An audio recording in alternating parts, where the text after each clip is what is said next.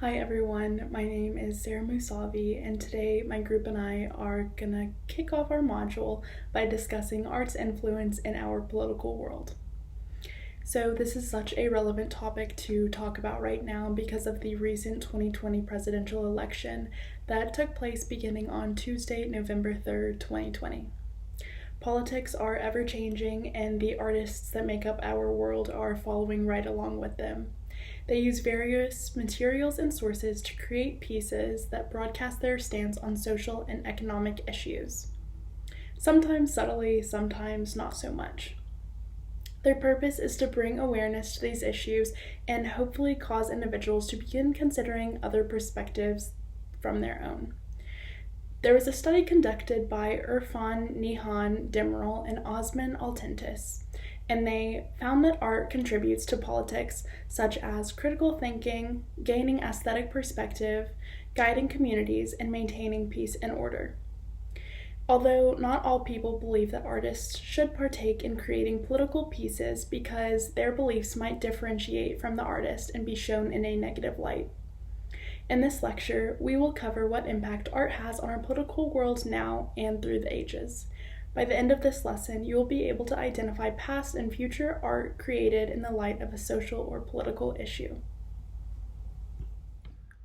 Hi guys, I'm Patrick Dean, and I'm here to expand on what Sarah said and have a focus on why activism and protests opened a giant canvas for artists and their political views. We first need to dive into the first substantial moments and events where people took advantage of their freedom of speech to decorate and have their voices heard in a unique way. The saying, "An image contains 1,000 words," relates heavily to this subject and shows you just how much someone can take from a visual object.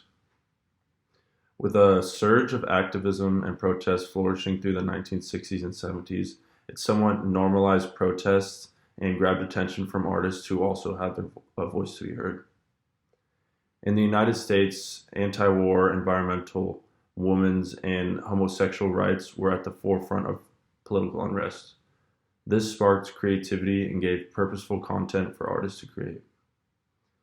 Political art is diverse and can have multiple different target audiences, but whether it's low art or high art, it will be seen by the masses in streets or galleries for its controversy or stigma.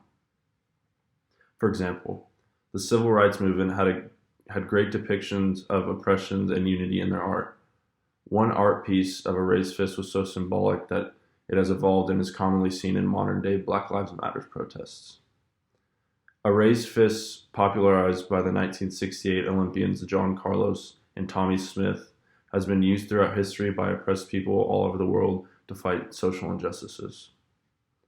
A high art example that also has its ties with the civil rights movement could be Theaster Gates' civil tapestry series, where Gates uses decommissioned fire hoses that were widely used against protesters and black rights activists to create his pieces.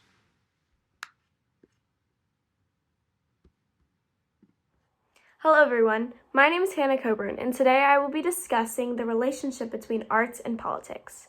To start, politics began around 1787, where there became a struggle of ratification resulting in political factions or parties. Now, art, on the other hand, first appeared over 17,000 years ago, somewhere in the upper part of Europe. In my discussion, I'm going to be referencing the article Relationship Between Arts and Politics by Irfan Nihan Demirel. Throughout their article, they were conducting a case study in order to reveal if participants knew more about arts or politics. A great quote that I believe sums up exactly what the true relationship between arts and politics is art deals with the socio-economic as well as political facts in the community in the light of behavior patterns of human beings in certain periods, and it leads to the community's artistic wants and demands. The arts and politics are two of the most controversial topics in the world, giving many people opportunities for room for opinions, false claims, and especially argumentative accusations. Thank you. My name is Chase Evans, and I'll be discussing one popular case of political art in history and the impact that the artwork had on society and the popularity that the artist was able to gain due to her works. Artists have engaged in oppressive governmental acts throughout history as adamant reactionaries. On behalf of civil rights and social injustice, artists are usually the first community to speak out. Käthe Kollwitz, a German artist, was one of the first artists to let her voices be heard in activist art when she turned to printmaking in the early 1890s to depict her personal experiences of working with oppressed, poor, yet defiant workers throughout wars. She infused her own personal experience of tragedy and loss with the suffering of those around her, illustrating the true realities of war and the toll it takes on societies. Two of her most famous artworks, entitled The Weavers' Rebellion from 1894 to 1898 and The Peasants' War from 1902 to 1908, were Kollwitz's first major works. In those works, she depicted the hardships of the poor and oppressed, which became her trademark on her future artworks. The death of her youngest son in battle in 1914 greatly affected her, and she expressed her grief in a series of prints that themes of a mother protecting her children. She quotes, "I approve that my art has purpose. I want to have an effect during this time in which people are so helpless and needy." Kollwitz was a huge, significant advocate for victims of social injustice, war, and humanity. With her huge popularity, Kollwitz was often considered to be the leading artist of social protest in the 20th century. A museum has been dedicated to Kollwitz's work in Cologne, Germany, where her impactful works are still displayed to this day. By the end of this lesson, you'll be able to recognize past and future art produced in the context of social and political issues that deemed to be socially effective. Hello everyone, I'm Carson, and today I'll be talking to you about how creativity has affected activism across the United States and the world.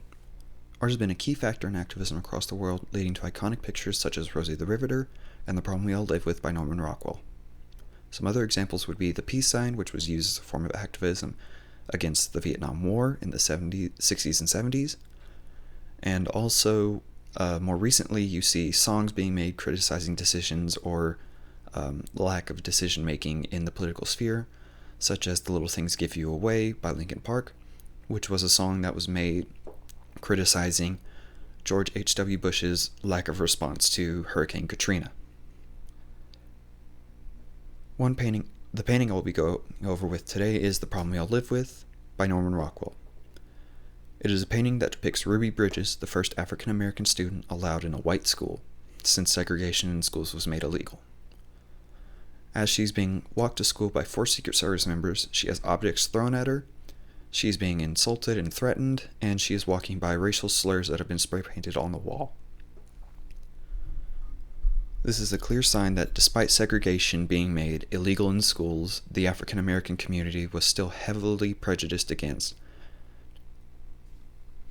Another piece that I will be going over with today is a Cold War piece that depicts 2 Soviet astronauts highlighted in red, saluting over the rest of the world, which is highlighted in blue. This is a way of them showing that they thought that communism was officially going to win the Cold War due to them being ahead in the space race after putting the first man in space, which of course was then led to the response from the United States by putting the first 2 men on the moon. A more current example of art being used would be a painting that was recently put on the Walls of Demand art activist exhibit in Washington, D.C. This painting shows different colored hands holding up the word enough in a clear sign of activism against racial injustice against minority groups in the United States, but more specifically against African American groups by police forces in the United States. Hi everyone, my name is Alejandro Yanis, and I'll be wrapping up our discussion on how the arts influence our political world. In conclusion, we have learned that not only do politics and the arts constantly affect one another, but they bring a sense of awareness to major issues. It is a way that we as people find a better way to understand different views of the world through the eyes of artists. These arts, being high or low, target many different audiences and inform them of actions going on throughout the world from the low to high class, military, educators, or even children. The arts and politics are 2 subjects that have and probably will always give controversial claims to both politicians and the people. However, the arts provide a clearer picture on how political figures change and affect their community, and through this we have learned how to see through the political ideas hidden within the arts.